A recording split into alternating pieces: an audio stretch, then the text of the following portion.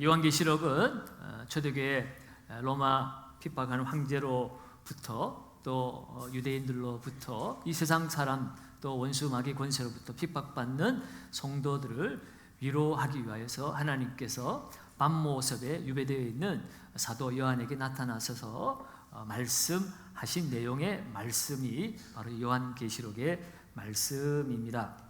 1장의 말씀을 통해서 예수님께서 가지고 계신 최대 관심사가 교회였다는 것을 우리는 알게 되었습니다. 요한이 환상 중에 보았던 예수님은 다른 곳에 계신 것이 아니라 바로 7 금촛대 사이에 계셨다라는 것을 보게 되지요. 그리고 그 오른손에는 7 별을 잡고 계셨습니다. 그러면서 그 예수님께서 말씀하시기를 1장 20절에 보면 내가 본 것은 내 오른손에 7 별의 비밀과 또 7 금촛대라. 7 별은 7 교회의 사자요 7 촛대는 7 교회니라 라고 말씀하셨습니다. 그러니까 오늘 주님께서 요한을 통하여 말씀하시고 하지 않은 그 말씀을 들어야 될 대상은 오늘 7 촛대라고 이야기를 하고 있고 그 7 촛대는 7 교회라고 말씀하고 있습니다. 이것은 당시에 아시아에 있는 7개의 교회만을 위한 하나님의 말씀이 아니라고 그랬죠. 이 이스라엘 백성들에게 7이라고 하는 숫자는 완전수이고 또 충만한 숫자라고 말씀드렸습니다. 그러므로 7 교회라고 하는 것은 이 세상에 존재하는 모든 교회를 향한 하나님의 말씀이라는 것을 우리가 깨닫게 됩니다. 그런데 이 신천지에서는 뭐라고 그래요?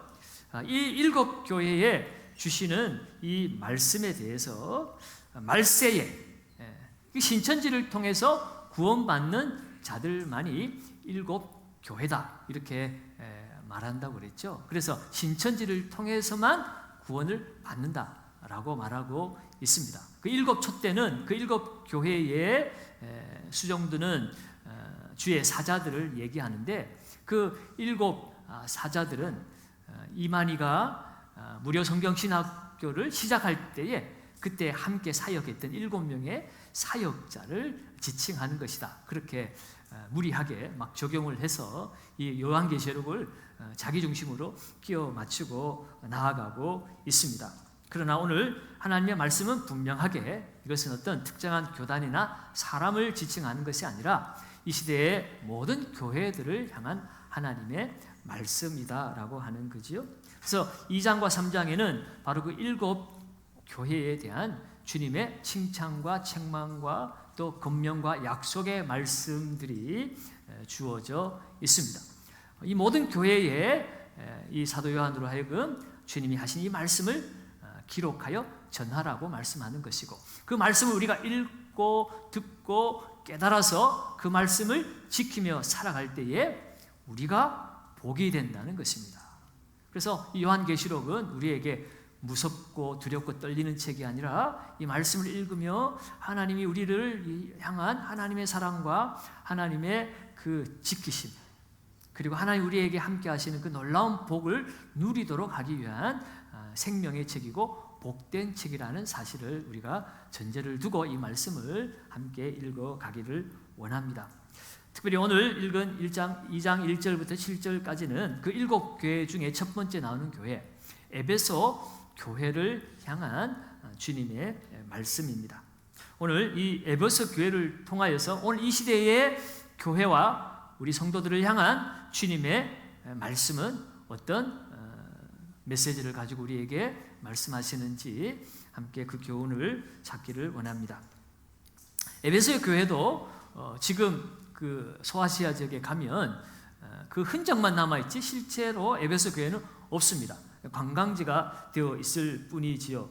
그렇지만 성경이 나타난 에베소 교회는 당시에는 정말 많은 교회들 중에서도 정말 으뜸이 되는 그런 교회였습니다.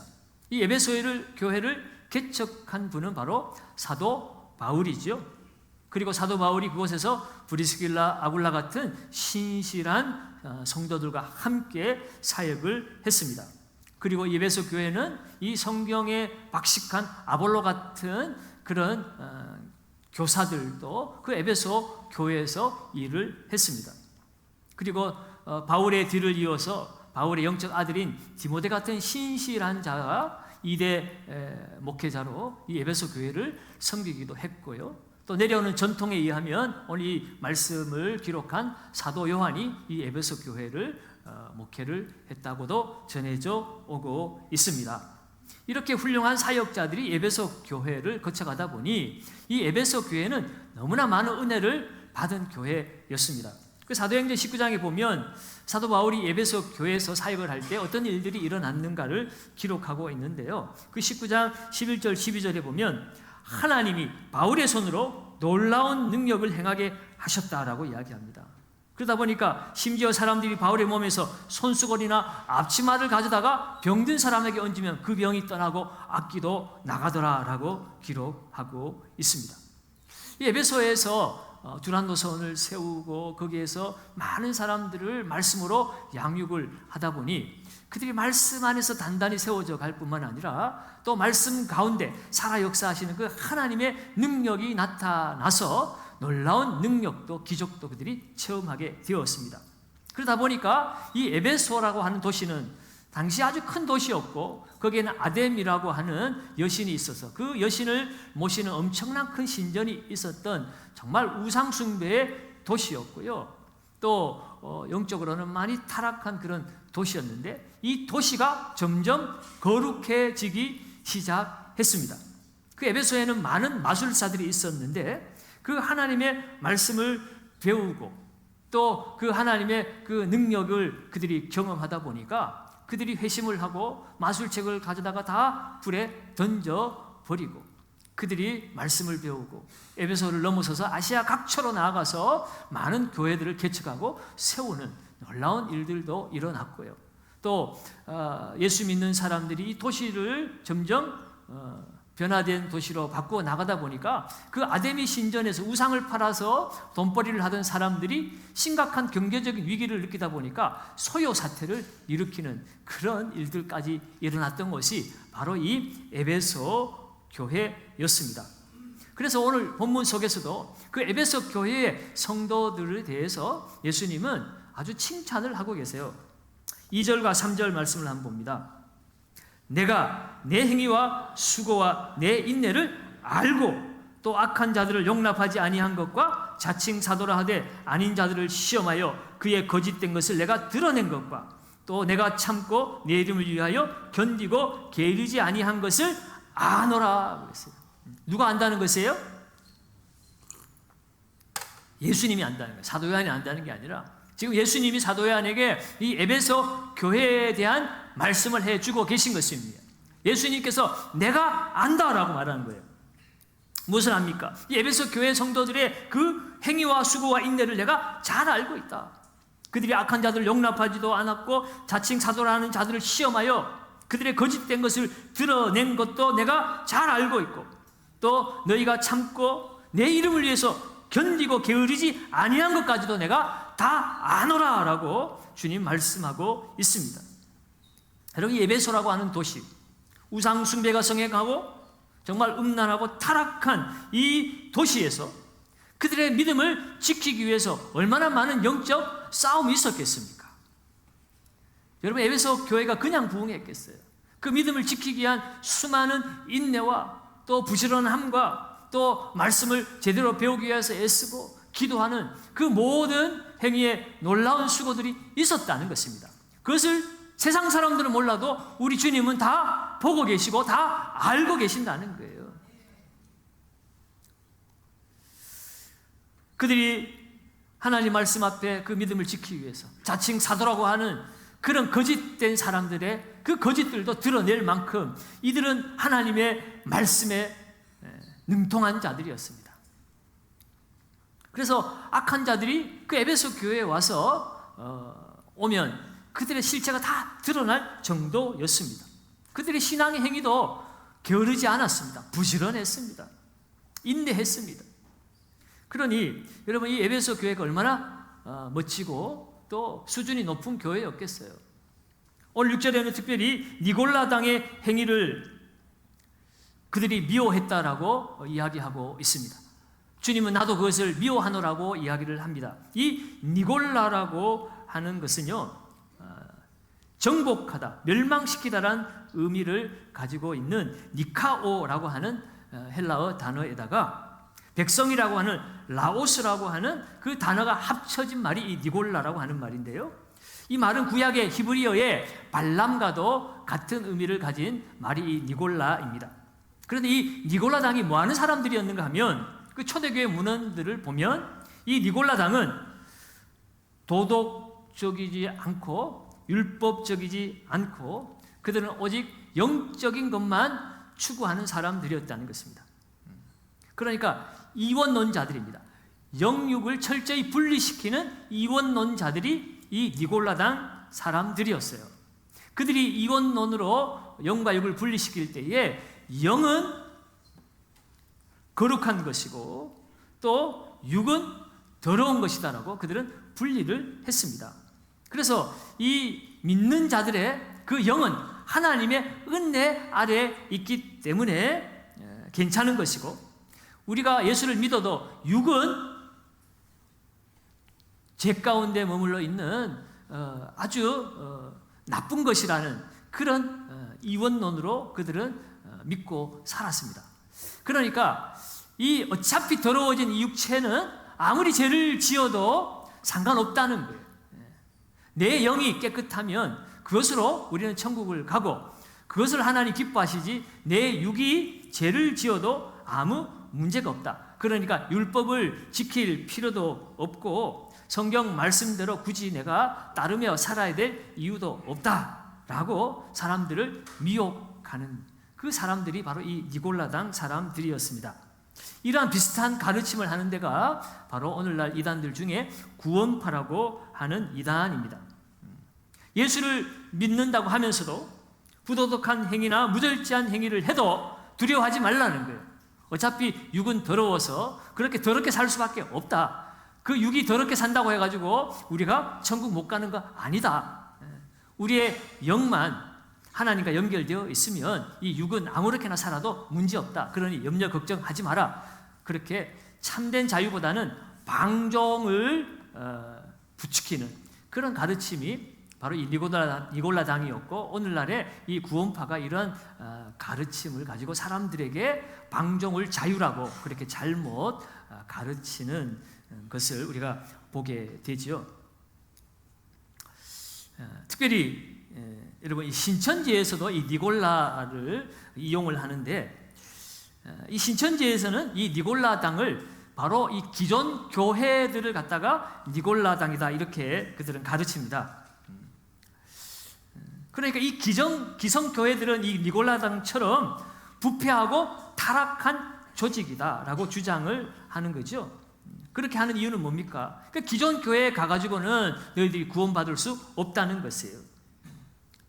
오직 신천지 안에만 들어와야만이 그들이 구원을 받을 수 있다라고 사람들을 미혹하고 가르치고 있는 것이 바로 이 신천지에서 니골라당을 이렇게 호도를 하고 잘못된 가르침으로, 이 니골라당은 육과 영을 분리시켜서 영 거룩한 것이지만 육은 더러운 것이니까 이 육이 이 세상에 무슨 죄를 지어도 아무 문제가 없다라고 비윤리적이고 부도덕하고 반율법적인 그런 삶을 부추기는 이원론적인 그런 가르침을 가르치는 것이 이 니골라당의 실체임에도 불구하고, 오늘날 기성교회에 많은 문제점들이 있다고 해서 그것을 완전히 이 성경에 이 니골라당이 바로 지금 이 기존에 있는 기성교회들이라고 가르치면서 깨끗한 곳, 거룩한 곳은 신천지밖에 없다. 그러니 신천지에 와야만 구원받는다라고 이렇게 성경을 자기들 마음대로 적용을 시켜가지고 사람들을 미혹하고 있다는 사실도 여러분들이 기억했으면 좋겠습니다. 주님은 이러한 것에 대해서, 이런 니골라당의 모습에 대해서 나도 이것을 미워하는도다 라고 이렇게 말씀을 하셨습니다. 여러분, 성도의 삶이라는 것은 무엇입니까? 주님이 기뻐하시는 것을 나도 기뻐하고, 주님이 미워하는 것을 나도 미워하는 것. 그것이 바로 바른 신앙 생활이 아니겠습니까? 오늘 이 주님의 칭찬만 보면 정말 이 에베소 교회는 수준이 높은 교회였고 가히 칭찬받을 만한 꽤 괜찮은 그런 교회였다는 것을 우리가 분명히 알 수가 있습니다. 그런데 오늘 이 에베소 교회는 주님의 이 칭찬만으로 끝나지가 않았습니다. 에베소 교회가 괜찮은 교회, 좋은 교회일지는 모르지만 정말 주님의 마음에 쏙 드는 위대한 교회는 아직 되지 못했습니다. 도대체 무엇이 문제였을까? 이렇게 부지런함도 있고 인내도 있고 열심도 있고 성경 공부도 열심히 해서 거짓 사도들도 드러낼 정도로 그렇게 하나님 말씀 앞에 철저한 사람들이 살아가는 곳, 니골라 당에 대해서도 미워하고 이 세속 문화도 미워하고 누가 봐도 정말 훌륭한 그리스도인들, 훌륭한 교회라고 말할 수 있는 이 에베소 교회를 향하여서 오늘 말씀의 주님은 책망을 하는 모습을 보게 됩니다. 도대체 그들에게 부족한 것이 무엇이었을까? 오늘 4절은 이렇게 기록합니다. 그러나 너를 책망할 것이 있나니 그 책망이 뭡니까? 너의 처음 사랑을 버렸느니라. 에베소 교회는 그들의 행위와 수고와 인내를 가지고 그 시대를 살았습니다. 그래서 많은 사람들이 보기에는 겉으로는 정말 나무랄 데 없는 훌륭한 교회처럼 성도처럼 보였습니다. 그런데 불꽃 같은 눈으로 감찰하시는 그 주님의 그 시선에 의하면 이 에베소 교회는 결정적으로 부족한 것이 하나가 있더라는 것입니다. 그들의 행위, 수고, 인내의 핵심이 되는 사랑이 빠져버렸다는 거예요. 사랑이 빠져버렸다는 것은 처음부터 사랑이 없었다는 것은 아니에요. 처음에는 그 사랑이 있었는데 그 처음에 있었던 그 사랑이 시간이 지나면서 점점 퇴색되어져 버리고 그 사랑이 빠져버렸다. 그것이 문제라고 말하는 것입니다. 이 에베소 교회는 정통이라는 이름으로 그들의 믿음을 굳건하게 쌓아갔습니다. 외부적인 부지런한 활동을 하면서 성경 공부도 하고 또 전도 활동도 하고 여러 가지 교회 안에 많은 일들을 할 정도로, 그래서 이단까지도 분별하고 쫓아낼 정도의 교리적으로도 단단히 서 있는 그런 훌륭한 교회였음에 분명합니다. 그런데 시간이 점점 흐를수록 이 교회가 점점 종교화되고 화석화되어지기 시작했습니다. 외적으로는 화려해 보였지만 내적으로는 그 모든 행위의 핵심이 되어야 할 사랑이 점차로 퇴색이 되어 버렸다는 것이 이 에베소 교회의 결정적인 문제였습니다. 그러니까 이 에베소 교회를 지금으로 비유하자면 마치 한때는 뜨거웠지만 시간이 지나면서 점점 사랑이 식어버린 부부 관계와 같다는 것입니다. 여러분, 부부가 여전히 함께 살기는 살지만 그런데 그 뜨거운 사랑의 감정은 사라졌습니다. 열정도 사라졌습니다. 함께 사는 이유는 그저 의무감으로 결혼 생활을 영위하는 것밖에 없는 것처럼 오늘 신앙생활에 있어서도 이 에베소 교회도 정말 주님을 사랑하는 그 뜨거운 사랑과 열정은 사라지고 그저 종교인으로서의 의무와 책임감만으로 그들이 봉사하고 성경 공부도 하고 여러 가지 행사들을 해 나감으로써 사람들 보기에는 수준 높은 교회처럼 모든 것을 다 정비하고 갖춘 교회처럼 보여졌지만 우리 주님 보시기에는 정말 안타까운 교회로 그렇게 책망을 받고 있는 것입니다.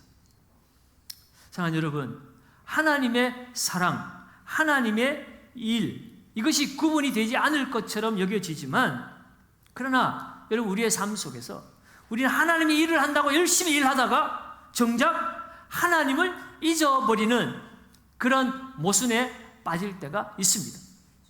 나는 열심히 하나님의 일을 하고 있는데 정작 내 삶에 하나님은 잊어버리고 도대체 내가 하나님 일을 하는데 내 삶에 내 생각에 하나님은 온데간데 없는 그런 삶을 우리가 살아갈 때가 있다는 거죠. 여러분, 하나님은 우리에게 충성을 원하시지만 그러나 그것보다도 사랑을 더 원하십니다. 하나님을 사랑해서 충성하는 거야 베스트이지만, 그러나 사랑이 없는 충성은 세상 말로 안고 없는 찐빵이라고 해야 될까. 사랑이 없는 충성은 아무것도 아니라는 것입니다. 여러분, 특별히 오늘 주님은 이 에베소 교회를 향하여 너희가 처음 사랑을 잃어버렸다라고 이야기합니다. 처음 사랑이 의미하는 바가 무엇입니까? 처음 사랑에 빠져들었을 때 그 순수함, 그 진지함, 그 열정적인 사랑, 사랑하기에 언제나 함께 있고 싶고 언제나 그 사람만을 생각하는 그러한 사랑, 그 사랑이 바로 처음 사랑입니다. 하나님께서 우리에게 원하는 사랑은 바로 그런 사랑이라는 것이에요. 여러분, 부부가 된 것은 그 사랑이 있었기에 부부가 되는 것 아닙니까? 물론 뭐 옛날에는 얼굴도 못 보고 그냥 결혼해가지고 그냥 결혼한 그런 시대도 있었지만, 그러나 오늘날 정말 부부가 된다는 것은 그 순수한 뜨거운 사랑이 시작이 되어서 부부가 되는 것 아니겠습니까? 그리스도와의 만남도, 그리스도와의 인격적 결합도 그와 같습니다. 우리는 주님을 처음 사랑으로 뜨겁게 사랑하고 그분을 생각하고 그분을 기억하고 그분을 기쁘시게 하고 그분의 원함이 나의 원함이 되는 그런 사랑으로 살아야만이 정말 주님이 원하시는 참된 교회와 성도의 삶을 우리가 지속적으로 살아낼 수 있음을 말씀하고 있습니다. 그렇다면 여러분, 우리가 어떻게 그 처음 사랑을 회복할 수가 있겠습니까? 오늘 5절 말씀의 그 해답을 우리에게 주고 있습니다. 오늘 5절에서 3개의 명령형 단어를 가지고 우리에게 말씀합니다. 5절입니다. 그러므로 어디서 떨어졌는지를 뭐라고요? 생각하고 회개하여 처음 행위를 가지라. 3가지 명령입니다. 생각하라, 회개하라, 처음 행위를 가지라. 여러분, 어디서 떨어졌는지를 생각하라고 이야기합니다. 우리의 그 처음 사랑, 뜨거웠던 그 신앙이 어디에서부터 식어졌는지, 어떤 연유로, 어떤 계기로 그 처음 사랑이 미끄러져 갔는지 그것을 생각해내라는 것입니다. 우리가 너무나 바쁘게 살아가다 보니까 그저 의무감에만 몰두되어서 살아갈 때가 있습니다. 우리의 신앙이 그저 종교심으로만 나타날 뿐이지 정말 진정한 사랑으로 우리가 주님을 찾고 바라고 있는지 생각하라, 성찰하라 라고 하는 것입니다. 여러분, 우리가 신앙생활을 하면서 이웃과의 관계에서도 마찬가지입니다. 이웃을 사랑할 때 정말 그 주님을 사랑하는 그 사랑으로 이웃을 사랑하고 있는지, 그 사랑을 잃어버리고 그저 정죄하고 판단하고 살아가고 있지는 않은지, 우리의 삶을 생각하라, 성찰하라 라고 하는 것이 첫 번째 단계입니다. 그래서 우리의 사랑이 어디에서 퇴색이 되었는지, 어디에서 문제가 생겼는지 그것을 성찰했다면 그 다음에는 회개하라는 거예요. 그 문제를 가지고 하나님 앞에 나아가서 회개하라는 것입니다. 마음을 돌이키라는 것이에요. 주님을 사랑했던 그 순수한 마음으로 다시 돌아가는 것, 여러분, 그것이 회개입니다. 그리고 그 회개와 연결되어지는 것은 처음 행위를 가지라. 깨달아지고 그 마음이 처음 마음으로 돌아갔다면 그냥 돌아가는 그 마음의 변화로만 끝내지 말고 그 마음이 행동으로 나타나게 하라는 거죠. 그래서 여러분, 이 회개하는 것하고 처음 행위로 돌아가는 것하고는 뭐 같은 것으로 우리가 묶어서 생각해 볼 수가 있습니다. 여러분 처음 예수님을 만났을 때를 다 기억하실 것입니다. 그때 내가 어떻게 예수님을 사랑했고 예수님을 예배했고 예수님 앞에 기도했고 그 예수님의 말씀을 듣기를 힘썼는가를 돌아보시고, 이제 그것이 다시 내 이 현재의 삶에 회복이 되어지도록 행동으로 옮기라는 것입니다. 여러분, 오늘 이 말씀은 오늘 이 시대에 우리가 들어야 될 말씀이고 특별히 한국 교회가 들어야 될 말씀이기도 합니다. 여러분, 돌아보면 한국 교회도 에베소 교회와 같이 엄청난 부흥을 경험한 교회입니다. 세상에 이 교단별로 가장 큰 교회들이 다 한국에 모여 있다고 해도 과언이 아닐 만큼 엄청난 대형 교회들이 나타났고 얼마나 많은 주의 종들이 탄생이 되었습니까? 세계 신학계를 주름 잡는 학자들도 많이 배출이 되었습니다. 또 세상에 많은 선교사들도 많이 파송을 할 만큼 이 교회가 힘을 가진 교회입니다. 외적인 그런 모습으로 보면 세계의 모든 교회들이 다 부러워할 만큼 한국 교회는 성장했습니다. 한때는 세계 각처에서 한국 교회를 배우기 위해서 찾아와서 세미나를 듣고 기도를 배우고 말씀을 배우고 소그룹을 배우고 그러면서 자기의 교회로 돌아가서 그걸 적용해서 그 나라에서도 놀라운 부흥을 일으키는 그야말로 모든 사람들에게 본이 될 만한 교회가 이 한국 교회였습니다. 그런데 시간이 지나면서 지금 이 시대에 한국 교회가 어떻게 되었습니까? 외적인 규모는 여전히 거대할지 모르지만 그러나 내적으로는 그 주님을 향한 뜨거웠던 처음 사랑이 사라져 버렸습니다. 그 옛날 하나님 말씀을 듣기 위해서 이런 기도의 시간이면 복도까지 그냥 꽉꽉 자리를 메우며 하나님 말씀 듣기를 힘쓰고 기도 시간에 통성으로 울부짖으며 나라와 민족을 위해서 기도하던 그런 순수한 열정과 뜨거움과 사랑은 이미 사라진 지 오래입니다. 많은 기도원들이 지금 문을 닫고 있습니다. 성도들이 예배당에 모이지를 않습니다. 여러분, 오늘 우리도 에베소 교회처럼 외적으로 많은 것을 소유하고 있지만 주님의 불꽃 같은 눈으로 볼 때에는 내가 너희를 책망할 것이나니 처음 사랑을 버렸느니라. 오늘 이 시대에 우리를 향한 하나님의 책망의 경고이지는 않을까요? 여러분, 하나님 우리에게 바라시는 것은 무엇입니까? 교회가 커지는 것을 바라는 것이 아니라 하나님과의 그 첫사랑의 관계를 회복하기를 우리 주님은 바라시고 계십니다. 교회가 이 첫사랑, 그 사랑을 잃어버리면 교회는 그 교회의 본질을 잃어버리는 것입니다.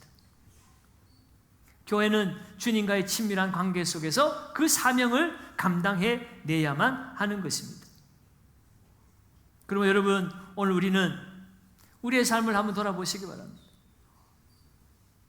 처음 사랑은 사라지고 행위지향적이고 자기중심적이고 율법중심적인 삶을 우리가 살아가고 있지는 않습니까? 그렇다면 오늘 이 말씀을 나를 향한 주님의 음성으로 듣고 우리도 생각하고 회개하고 처음 행위로 우리가 다시 돌아가는 삶, 다시 말해서 그 십자가와 부활의 복음을 붙들고 그 은혜의 복음 안에서 주의 말씀 따라 순종하며 살아가는 삶을 살아갈 때에 우리의 인생이 회복되고 우리 교회가 회복되고 한국 교회가 회복되고 한국 교회가 회복되어지면 이 나라도 회복되어질 줄로 믿습니다. 여러분, 우리가 그렇게 살아가지 않으면 어떻게 될까요? 오늘 5절 하반절은 우리에게 무서운 경고도 주고 계십니다. 5절 하반절에 만일 그리하지 아니하고 회개하지 아니하면 내가 내게 가서 내 촛대를 그 자리에서 뭐하리라 그랬습니까? 옮기리라. 촛대를 옮기리라고 하는 것은 교회가 교회로서의 본질과 사명을 잃어버린다는 의미입니다. 회개하지 않으면 교회의 본질이 사라지면 교회가 사명을 감당할 수 없으니까 그 존재와 영향력을 상실하게 되어져 버리죠. 그것이 이 촛대를 옮겨버리겠다는 것입니다.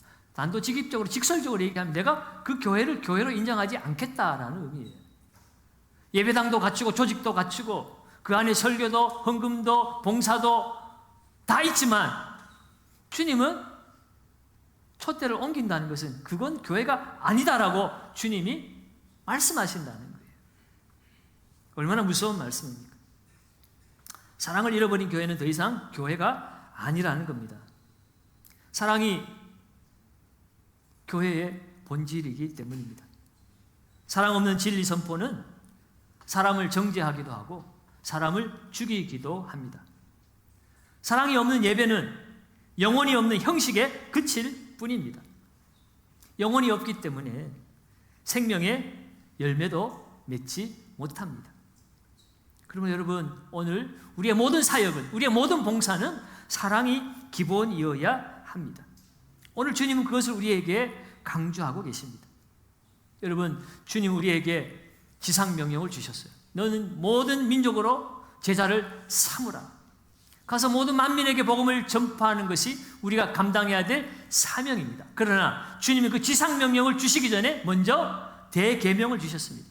너는 마음을 다하고 뜻을 다하고 목숨을 다하여 주 너의 하나님을 사랑하라. 먼저 하나님을 사랑하는 것이 있어야 그 다음에 우리가 복음을 전하는 사명도 감당할 수 있는 것입니다. 주님을 사랑하는 그 사랑을 잃어버리고 우리가 아무리 나가서 복음 전도한다고 한들 여러분, 그것은 주님이 원하시는 일이 아니라고 하는 것이에요. 사랑하기 때문에 전도할 수밖에 없는 거죠. 그 주님의 사랑이 너무 감격되어져서 그 사랑을 나도 전하고 싶어서 나아가는 것이 전도인 거죠. 전도하지 않으면 내가 지옥 갈까 봐, 전도하지 않으면 내가 상급받지 못할까 봐, 그래서 전도하는 것을 하나님 원하시지 않는다는 겁니다. 주님의 사랑을 알고 그 사랑이 너무 커서 그 사랑이 견딜 수가 없어서 그 사랑을 전하고 싶어서 나아가서 그 주님의 사랑을 전하는 것이 바로 전도입니다. 선교입니다. 여러분, 그러므로 여러분, 신앙의 본질은 무엇입니까? 우리는 예수를 위해서 산다고 얘기해요. 물론 그 말이 틀린 말이 아닙니다. 그러나 더 정확한 말은 우리가 예수를 위해서 사는 것이 아니라 예수가 우리를 통하여 나타나는 것이 신앙의 본질인 거예요.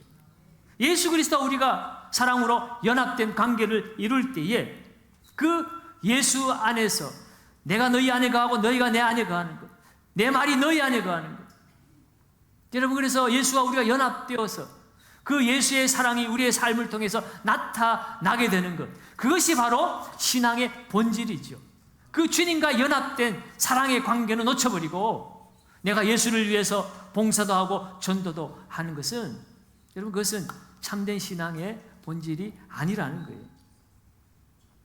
이 촛대를 옮긴다는 이 말도 신천지에서는 뭐라고 이것을 왜곡하냐면, 예수님이 그 니골라당이 기존 교회라고 그랬잖아요.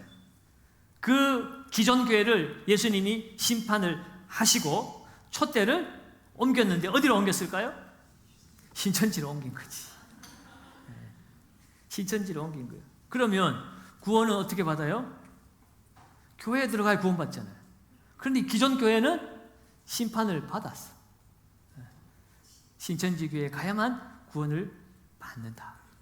여러분, 저 신천지 아닙니다. 여러분, 제 말 듣고 정말 그런가 보다 하고 신천지로 가시면 안 돼요. 가지 말라고 제가 예방주사 놓는 거예요. 이 말씀의 전후 문맥을 잘 알고, 이 말씀은 이런 의미인데 신천지가 지들 마음대로 막 끼워 맞춘다고 아무것도 없이 그냥 그래 정말 이 기존 교회 누구누구 목사 어느 교회 돈 문제로 어떻게 됐지 이런 문제 있지, 이 기존 교회는 못 믿어 니골라당이야. 이거 봐봐라, 여기 보니까 촛대를 옮겼다고 그러잖아. 예수님께서 이 기존 교회는 이미 끝났어. 거기 가봐야 구원 못 받아. 어디로 옮겼냐? 이 말씀을 우리가 정확하게 깨닫고 정확하게 해석하고 풀어내는 이 신천지에 와야만 너희가 구원받을 수 있어. 여러분, 그렇게 꼬신다는 거예요. 여러분, 지금 그렇게 와서 얘기하면 여러분 하나도 안 넘어갈 것 같죠? 안 넘어갑니다. 처음부터 이렇게 얘기 안 해요, 이 사람들이. 처음부터 얘기하면 다 미쳤다 하지. 처음에는 그냥 일반적인 마치 기존 교회와 다를 바 없는 그런 성도의 교제를 나누면서 그들에게 정말 간이라도 빼줄 것처럼 정말 사랑으로 그들을 섬겨줘서 우리가 누군가를 믿어버리기 시작하면 콩으로 매주를 쓰는 거 맞죠? 맞는데 뭐라 하나? 뭐라 해도 팥으로 매주를 쓴다 해도 맞다고, 그 사람이 좋으니까 그냥 믿어버리는 것처럼 그렇게 이단에 빠져들어가는 겁니다. 빠져들어가는 거예요. 여러분, 절대로 거기에 속아 넘어가면 안 됩니다. 안 됩니다. 여러분, 촛대를 옮긴다는 것은 이 교회가 첫사랑을 잃어버리고 살아가는 그것에 대한 하나님의 그 경고의 말씀이죠. 그래서 교회가 실패하지 않도록, 심판받지 않도록 경고하시는 말씀이지, 어떤 특정한 이단이나 어떤 집단이 구원의 길을 독점한다고 말하는 것이 절대로 아니라는 것을 여러분들이 깨달았으면 좋겠습니다. 자, 주님은 이렇게 우리에게 경고의 말씀도 하시지만, 오늘 이 말씀은 우리에게 이 말씀을 미리 알고 듣고 지켜서 복을 받게 하기 위한 하나님의 위로의 말씀이라고 그랬잖아요. 그렇죠?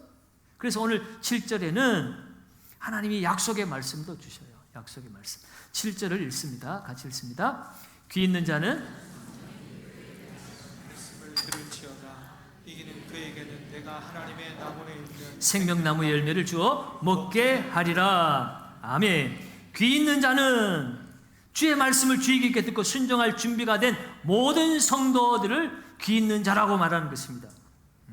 그러니까 이 귀 있는 자라고 말하는 이 말의 의미는 단순히 그냥 듣는 정도가 아니라 성령이 주시는 말씀을 제대로 깨닫고 받아들이는 자들을 말하는 거예요. 특별히 성령이 교회들에게 하시는 말씀이라고 표현하고 있죠. 교회들에게라고 말하는 것은 이 에베소 교회 성도들만이 아니라 이 7교회를 말하는 것이 그 7 지역 교회 성도들만이 아니라 온 세상 모든 교회를 향한 하나님의 말씀이라고 말씀드린 것처럼, 오늘 이 귀 있는 자가 성령이 교회들에게 하시는 말씀이라고 하는 것, 이것은 에베소 교회뿐만 아니라 모든 성도들에게 주신 하나님의 메시지라는 의미이기도 합니다. 그 모든 교회의 성도들이 어떻게 해야 된다는 겁니까? 이겨야 된다는 거예요. 이기는 그에게는 이라고 말하고 있죠. 여러분, 이기는 자가 어떤 자들입니까? 바로 이 하나님의 말씀을 지키고, 그래서 이 세상의 유혹과 도전에 맞서서 끝까지 충성스럽게 주님을 따르는 자, 그들이 이기는 자들이죠. 그런데 이 신천지에서는 이기는 자가 누구일까요? 자기들이 이기는 자지. 신천지 집단이 이긴 자들이라는 거예요. 그래서 이 신천지의 교리와 가르침을 받아들이는 자들이 이긴 자가 되고, 그래서 그들이 생명을 받는다, 그들이 영생을 누리게 된다라고 왜곡을 하고 있는 것입니다. 그러나 여러분, 오늘 이기는 것이 의미가 뭡니까? 오늘 이 문맥이 뭡니까? 에베소 교회가 어떤 장점이 있었어요? 그들이 그 신앙의 행위 참 훌륭했습니다. 인내했고 게으르지 않았고, 또 말씀을 잘 공부해서 거짓과 이단들을 막 드러낼 정도의 그런 훌륭한 교회였지만, 그들의 결정적인 문제가 뭐라고 그랬습니까? 처음 사랑을 잃어버린 것이라고 그랬잖아요. 그러므로 여러분, 오늘 이 에베소 교회가 이기는 것은 어떤 의미인 거예요? 그 사랑을 회복하는 것이 이기는 것의 의미인 거죠. 그래서 끝까지 주님을 신실하게 따르는 것, 그것이 오늘 말씀이 주시는 이기는 자의 의미인 것입니다. 그런데 뭐 신천지가 이기는 자다? 그 말도 안 되는 소리예요. 그렇게 이기는 자에게 어떤 은혜를 주신다고 말씀하세요. 내가 하나님의 낙원에 있는 생명나무의 가시를 주어 먹게 하리라 라고 말합니다. 내가 하나님 낙원에 있는, 하나님 낙원이 어디일까요? 여러분, 우리는 성경에 에덴 동산을 떠올릴 수가 있습니다. 그렇지만 이 하나님의 낙원의 의미는 하나님이 함께 하시는 것이에요. 천국의 의미도, 에덴 동산의 의미도, 그것에 뭐 가실이 많고 먹을 것이 풍부하고, 뭐 천국은 황금빛으로 그냥 집이 지어지고 황금길로 깔려 있어서 그래서 천국이 아니라, 그 천국의 본질은 하나님과 친밀한 관계 속에서 우리가 함께 거하게 되는 것, 그것이 천국의 본질이고 에덴 동산의 본질이고, 그것은 곧 오늘 이 말씀 속에서 말하는 하나님의 낙원의 의미인 것입니다. 하나님과 친밀한 교제 가운데 영원한 생명을 누리게 되는 것, 그것이 바로 하나님의 낙원의 의미입니다. 그 하나님의 낙원, 에덴 동산에 뭐가 있었습니까? 생명나무가 있었어요.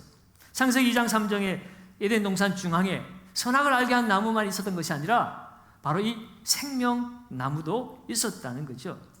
그 생명나무의 가시를 이제는 이기는 자들이 먹게 되어질 것이다. 죄로 말미암아 타락해서 그 생명나무의 가시를 먹지 못하고 이제는 죽을 인생이 되고 멸망할 인생이 되었던 우리 인생들이 예수 그리스도로 말미암아 이제 그 예수 그리스도의 말씀을 듣고 그 처음 사랑을 회복하고 주님 오실 그날까지 끝까지 우리의 믿음을 지켜낸 그 이긴 자들은 그 예수 그리스도와 함께 그 하나님의 행복 동산, 에덴 동산, 하나님의 낙원 천국에서 영원한 생명을 누리게 될 것이다. 그래서 바로 그 생명나무의 과실을 주어 먹게 하리라 하는 것의 진정한 의미인 거죠. 오늘 그 약속을 주님 우리에게 하고 계신 것입니다. 사랑하는 여러분, 말씀을 정리하십시다. 오늘 우리는 주님과의 관계 속에 문제는 없습니까? 정말 주님 보시기에 처음 사랑은 사라지고 오늘 의무와 형식만 남아있는 무미건조한 신앙생활을 우리가 지속하고 있지는 않습니까? 겉으로 보기에는 목사요, 장로요, 권사요, 교사요, 또 셀 리더요, 그럴듯한 타이틀은 안고 열심히 봉사하고 일하고 많은 사람들이 훌륭한 성도처럼 그렇게 떠받들고 칭찬해주고 높여주고 있는데, 그런데 주님은 정작 나를 향하여 내가 너를 책망할 것이나니 처음 사랑을 잃어버렸느니라. 어디에서 그 사랑이 떨어졌는지 생각하고 회개하고 처음 행위를 가지라라고 말씀하고 있습니다. 그리할 때에 우리는 마지막까지 승리하는 삶을 살게 될 것이고, 주님이 우리에게 허락하신 하나님의 그 나라의 영원한 생명을 우리가 죽어서만 누리는 것이 아니라 오늘 이 땅 가운데서도 우리가 주님과 함께 그 생명을 누리는 삶을 살게 될 것임을 오늘 우리에게 말씀하고 있습니다. 귀 있는 자는 성령이 교회들에게 하는 말씀을 들을지어다. 사랑하는 여러분, 오늘 이 말씀이 우리 귀에 생생하게 들려서 오늘도 처음 사랑으로 주님을 만나고, 그래서 날마다 생명나무의 가시를 먹으며 하나님의 생명을 영원히 누리며 살아가시기를 예수님의 이름으로 축원합니다.